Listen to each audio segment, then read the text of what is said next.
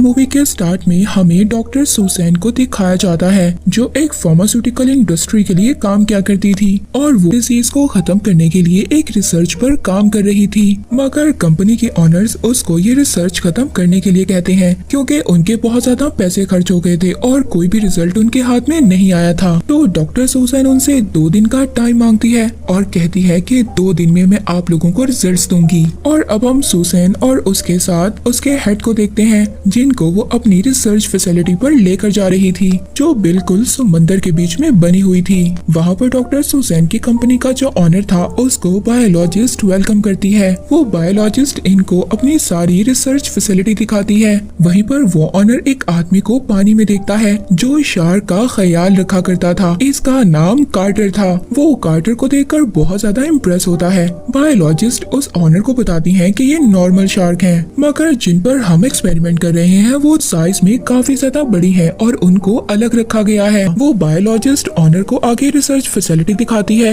वो उसको बताती है कि इस रिसर्च फैसिलिटी में 3 लेवल्स हैं। लेवल 1 पर ग्रुप मेंबर्स रहते हैं, जबकि लेवल 2 पर लैब और शार्क्स हैं और लेवल 3 पर पूरी एयर लॉक फैसिलिटी बनाई गई है जहाँ पर हम उन शार्क को लाकर उन पर एक्सपेरिमेंट करते हैं। अब यहाँ पर हमें पता चलता है डॉक्टर सुसैन जो डिसीज पर रिसर्च कर रही थी वो दरअसल शार्क के माइंड में एक प्रोटीन था, क्योंकि शार्क अगर बूढ़ी भी हो जाती हैं तो ना तो उनको आईसाइट की प्रॉब्लम होती है और ना ही वो वीक होती हैं। इसके बाद लेवल 1 पर हमें कुक दिखाया जाता है जो वहाँ पर सब लोगों के लिए डिनर तैयार कर रहा था। अब जब रात को कार्टर शार्क को खाना देने के लिए जाता है तो वो देखता है जो 2 बड़ी शार्क थी वो एक छोटी शार्क को खा रही थी। कार्टर फौरन से जाकर डॉक्टर सुसैन को बताता है और कहता है कि हमें थोड़ा सा और वेट करना चाहिए इस एक्सपेरिमेंट के लिए। मगर डॉक्टर सुसैन कार्टर की कोई भी बात नहीं सुनती। वो कहती है कि अगर हमने कल ये एक्सपेरिमेंट ना किया तो हमें ये पूरी रिसर्च फैसिलिटी बंद करनी होगी और इसके अलावा हमारे पास कोई दूसरा ऑप्शन नहीं है। अब जो कंट्रोलर रूम की हेड थी वो ये देखती है कि आज मौसम खराब रहेगा और तूफान आने के भी चांसेस हैं। शाम होते ही ये लोग लेवल 3 पर टेस्ट करने की तैयारी स्टार्ट करते हैं। कार्टर टनल से होता हुआ एक शार्क को बेहोश कर लैब में ले आता है। वो शार्क बहुत ज्यादा बड़ी थी। डॉक्टर उस शार्क का स्कैन करते हैं। इसके बाद डॉक्टर सुसैन उस शार्क के माइंड में से वो प्रोटीन निकाल लेती है। फिर वो ड्रॉप पेशेंट के माइंड ब्रेन पर डालते हैं, जिसके बाद कुछ ही सेकंड्स में वो प्रोटीन अल्जाइमर को खत्म कर देता है। इसका मतलब ये था कि उनकी रिसर्च कामयाब हो गई थी। वो अपने प्लान में सक्सेसफुल हो गए थे। वहाँ पर डॉक्टर शार्क को देख ही रहे थे, तभी अचानक से वो शार्क होश में आ जाती है और डॉक्टर का हाथ खा जाती है। उस डॉक्टर के बाजू से बहुत ज्यादा ब्लीडिंग हो रही थी। जब कार्टर ये देखता है तो वो एक गन लेकर उस शार्क को मारने जाता है, मगर डॉक्टर सुसैन उस शार्क को छोड़ देती है। वहाँ पर दूसरी तरफ जो कंट्रोलर ऑपरेटर की हेड थी वो हेल्प मांगती है। एक हेलीकॉप्टर हेल्प के लिए आ जाता है। तूफान बहुत ज्यादा तेज था। वो हेलीकॉप्टर उस डॉक्टर के स्ट्रेचर को रस्सी से बांधकर ऊपर खींचता है और जो बाकी लोग थे वो उस तूफान से बचकर वापस से अपनी रिसर्च फैसिलिटी में अंदर आ जाते हैं। तभी जो हेलीकॉप्टर जो डॉक्टर को लेकर जा रहा था उसकी रस्सी में कोई प्रॉब्लम हो जाती है। वो रस्सी लूज हो जाती है जिससे वो डॉक्टर पानी में ही गिर जाता है। उस स्ट्रेचर को एक शार्क पकड़ लेती है और उसको अपनी तरफ खींचती है, जिससे वो हेलीकॉप्टर अपना कंट्रोल खो देता है और डायरेक्ट जाकर कंट्रोल टावर से टकरा जाता है, जिससे बहुत बड़ा ब्लास्ट होता है। उस ब्लास्ट में कंट्रोलर ऑपरेटर की हेड थी वो भी मर जाती है। ये ब्लास्ट इतना ज्यादा बड़ा था कि इसने हर लेवल को हिला कर रख दिया था और उनके रखे हुए प्लेन्स और बोट भी इस ब्लास्ट में तबाह हो गए थे। लैब में देखते हैं कि वो शार्क उस डॉक्टर के स्ट्रेचर को एक मिरर पर मार देती है। वो शीशा टूट जाता है। उस शीशे के टूटते ही इनके लैब में पानी आने लगता है, मगर तभी ये लोग किसी न किसी तरह वहाँ से बचकर निकल जाते हैं। मगर इनका लैब पूरा का पूरा पानी में डूब चुका था। अब ये लोग लेवल 2 पर जाने की तैयारी करते हैं। तभी ये देखते हैं कि स्टेयर्स में भी पानी आ चुका था और एलिवेटर भी काम नहीं कर रही थी और अब इनके पास ऊपर जाने का कोई भी रास्ता नहीं था। दूसरी दूसरी तरफ हम उसी कुक को देखते हैं। ये लेवल 1 पर था और चेक करने के लिए जा रहा था कि आखिरकार ये सब क्या हो रहा है, और तभी अचानक से वहाँ पर भी पानी आ जाता है। लेवल 1 भी सारा का सारा डूब गया था और लेवल 1 में एक शार्क भी आ गई थी। दूसरी तरफ डॉक्टर सुसैन और उसके साथ बाकी जो उसके साथी थे वो नीचे रास्ता ढूंढ रहे थे। तभी अचानक से उनको एक डोर पर पता चलता है कि शार्क उस डोर को तोड़ना चाहती है। कुछ ही देर में शार्क उस डोर को तोड़ देती है और वहाँ पर भी पानी भरने लगता है, मगर ये लोग एक सेफ जगह पर पहुँच जाते हैं। अब ऑनर को ये सब कुछ समझ नहीं आ रहा था कि शार्क ऐसा कैसे कर सकती है, और न ही कार्टर इन सब के बारे में जानता था जो शार्क का ख्याल रखा करता था। तभी वो ऑनर सुसन से कहता है कि मुझे सच सच बताओ, आखिर शार्क ऐसा क्यों कर रही है, तुमने अपने एक्सपेरिमेंट में क्या कुछ किया है। तो यहाँ पर सुसन ये रिवील करती है कि शार्क का माइंड इतना बड़ा नहीं होता, तो उसमें से इतना ज्यादा प्रोटीन निकालना इतना आसान नहीं था। तो इस वजह से डॉक्टर सुसन ने और दूसरे डॉक्टर ने मिलकर इलीगल तौर पर उसके माइंड को जेनेटिक इंजीनियरिंग से बड़ा किया ताकि ये हमें ज्यादा प्रोटीन प्रोवाइड कर सके, और यही वजह है कि ये शार्क ज्यादा स्मार्ट हो गई है। तभी दूसरी तरफ लेवल 1 पर हम उसी कुक को देखते हैं जिसको अचानक से शार्क नजर आती है। वो शार्क उसके पीछे आ रही थी। ये किचन में जाकर छुप जाता है और ये एक शेल्फ पर चढ़ जाता है। शार्क भी किचन में एंटर हो गई थी। तभी उस कुक को अपना पैरेट नजर आता है। वो अपने पैरेट को बचाना चाहता था, मगर तभी अचानक से शार्क आकर उसके पैरेट को खा जाती है।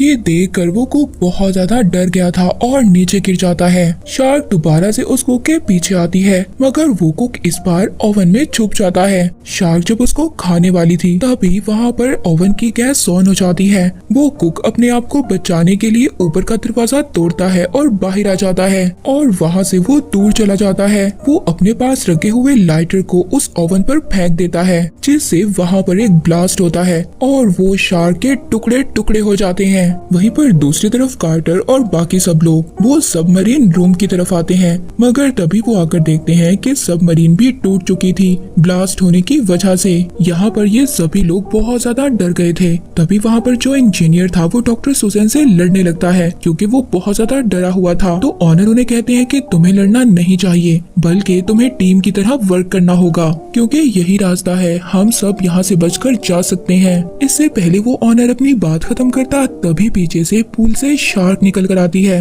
और दोनों शार्क मिलकर उस ऑनर को खा जाती हैं। ये सब लोग बहुत ज्यादा डर गए थे। तभी ये लैडर से बाहर निकलने लगते हैं। उसका हवा का प्रेशर इतना ज्यादा तेज था, पूल का पानी उस रूम में भरने लगता है। कार्टर और वो इंजीनियर दोनों मिलकर अब उस रूम को बंद कर देते हैं और फिर ये आगे लेवल 1 की तरफ जाने लगते हैं, पर वहाँ पर भी शार्क आ जाती है। वो डोर को तोड़ देती है और उनका पीछा करती है। कार्टर को एक आइडिया आता है। वो लेवल 2 का दरवाजा खोलने जाता है ताकि सारा पानी लेवल 2 के अंदर चला जाए और उन लोगों को ऊपर जाने का टाइम मिल जाए। अब ये लोग एक लेडर सीढ़ी के जरिए ऊपर चढ़ रहे होते हैं, तभी वो सीढ़ी टूट जाती है और जो बायोलॉजिस्ट थी वो पानी में गिर गई थी। कार्टर उस बायोलॉजिस्ट की हेल्प करने की कोशिश करता है, मगर तब तक शार्क ने उसको पकड़ लिया था और खा गई थी। वो तीनों ये सब देखकर बहुत ज्यादा दुखी हो गए थे। ये तीनों अब बीच में ही फंस चुके थे क्योंकि लेवल 1 का डोर बहुत ज्यादा ऊंचा था और इनकी सीढ़ी भी टूट चुकी थी। तभी वहाँ पर वो कुक आ जाता है। वो इन तीनों को वहाँ से निकाल लेता है। इसके बाद यहाँ पर कार्टर सबको बताता है कि हम सरफेस से 60 फीट नीचे हैं। अगर हम इमरजेंसी पंप को ऑन कर देते हैं तो स्टेयर्स का जो पानी है वो वापस चला जाएगा। कार्टर अपने साथ इंजीनियर को लेकर पंप ऑन करने के लिए जाता है। वो इंजीनियर पंप ऑन कर देता है, मगर जैसे ही वो पंप ऑन करता है एक शार्क आकर उसको खा जाती है, उसके 2 टुकड़े कर देती है। कार्टर वहाँ पर बहुत ज्यादा डर गया था। अब इससे पहले वो दूसरे रास्ते से वापस जाता, वो एक और दरवाजा खोलता है और उस दरवाजे से बाहर आ जाता है। वहीं पर हम डॉक्टर सुसैन को देखते हैं जो कुक से कह रही थी कि मुझे अपना डाटा लेने के लिए अपने रूम में जाना है। सुसैन देखती है कि वो जगह डूब चुकी थी। वो उस जगह से अपने रूम में आती है जहाँ पर उसको डाटा मिल जाता है, मगर तभी एक शार्क उसकी तरफ बढ़ रही थी। सुसैन उस शार्क से बचने के लिए एक शेल्फ पर चढ़ जाती है, मगर इन सब चक्रों में डॉक्टर सुसैन का डाटा पानी में ही गिर गया था। शार्क डॉक्टर सुसैन पर अटैक करने वाली थी, मगर तभी वो वहाँ से एक इलेक्ट्रिक वायर को निकालती है और उस शार्क के मुंह में डाल देती है, जिससे शार्क को एक जबरदस्त इलेक्ट्रिक शॉक लगता है और वो मर जाती है। मगर उस शॉक की वजह से डॉक्टर सुसैन का डेटा भी सारा का सारा जल जाता है। इसके बाद हम कार्टर को देखते हैं, जो दूसरे रास्ते से लेवल 1 तक पहुंच गया था और वो कुक उसको अकेला देखकर ये समझ गया था कि बेचारा इंजीनियर भी मारा गया। इसके बाद ये कुक के साथ एक चैम्बर में जाते हैं, तो वो वहाँ पर एक सरफेस को ऑन कर देते हैं, जिससे उसका प्रेशर ऊपर की तरफ जाता है और शार्क उसे डिस्ट्रैक्ट हो जाती है। ये लोग भी ऊपर की तरफ आ गए थे, मगर जैसे ही ये लोग ऊपर की तरफ आते हैं तो शार्क उस कुक का पाँव पकड़ लेती है, मगर वो कुक हार नहीं मानता। वो शार्क की आंख में अपने लॉकेट से अटैक करता है और शार्क उसको छोड़ देती है। कार्टर जैसे ही उस कुक को पानी के ऊपर देखता है तो जल्दी से वो उसको बचाकर वापस ले आता है। सुसैन उसको फौरन से फर्स्ट एड देती है। पूरी की पूरी फैसिलिटी पानी में डूब रही थी। कार्टर कहता है कि मैं समझ चुका हूँ कि ऐसा क्यों हो रहा है। शार्क अब फेंसिंग एरिया से बाहर जाना चाहती है। यहाँ पर सुसैन को भी अपनी गलती का अंदाजा हो गया था और वो अब कार्टर से कहती है कि इस शार्क को मार दो। वो जब देखते हैं तो शार्क फेंसिंग एरिया को तोड़ रही थी, तो कार्टर वहाँ पर जल्दी से अपनी गन लाता है और अपनी गन में डायनामिक पाउडर भर देता है। तो वो कहता है कि जैसे ही वो शार्क को अटैक करेगा तो तुम इस वायर को बैटरी से अटैच कर देना, जिससे कि वहाँ पर ब्लास्ट होगा और शार्क मर जाएगी। कार्टर उस शार्क को शूट करने के लिए जाता है, मगर वो शार्क बहुत ज्यादा दूर थी और शार्क उस केज को तकरीबन तोड़ चुकी थी, जिसमें इन्होंने शार्क को कैद किया हुआ था। अब सुसैन यहाँ पर एक टुकड़े से अपना हाथ काट लेती है और पानी में कूद जाती है, ताकि ब्लड की स्मेल से वो शार्क इसकी तरफ अट्रैक्ट हो। शार्क भी अब सुसैन की तरफ बढ़ रही थी। कार्टर सुसैन को बचाने के लिए भागता है। सुसैन के नारे पर आकर एक स्टेयर को पकड़ने लगती है, मगर जैसे ही वो स्टेयर पकड़ती है वो टूट जाता है, जिस वजह से सुसैन पानी में गिर जाती है और वो शार्क सुसैन को भी पकड़कर खा गई थी।